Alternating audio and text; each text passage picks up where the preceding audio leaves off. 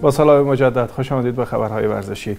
هرات برای دومین سال پیاپی قهرمان بسکتبال افغانستان شد. دوره نهایی رقابت‌های بسکتبال بانوان افغانستان که با دیدار تیم‌های سرامیاشت و هرات آغاز شد، دومین قهرمانی بسکتبالیستان هرات را در حالی در پی داشت که سال قبل نیز همین حریف را شکست داده و جام قهرمانی را به خانه برده بود.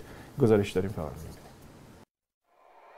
رقابت‌های گزینشی تیم ملی بسکتبال بانوان افغانستان صبح امروز با آخرین رویت تیم‌های فاینالیست و قهرمانی هرات به پایان رسید.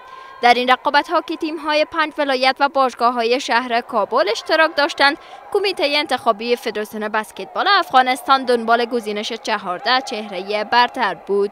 این رقابت‌ها در حال برگزار شده است که ورزشکاران این فدراسیون همواره از مشکلات سخن می‌زنند و سوال اینجاست که مشکلات موجود چه زمان حل خواهد شد. خب یک موضوع مشکلات داخلی است که متوجه فدراسیون میشه، یک مشکلات عمومی است که او باعث ازی شده که به فدراسیون ها مشکلات ایجاد شود که اگر اون مشکلات ها در سطح بالا رفع شود، در سطح فدراسیون ها خود به خود حل میشه مشکلات. در این مسابقات 150 ورزشکار از ولایت‌ها اشتراک نموده بودند و ولایت‌های بامیان و غزنی نخستین تجربه حضور را پیمودند. گزارش بود از همکارم نازنین.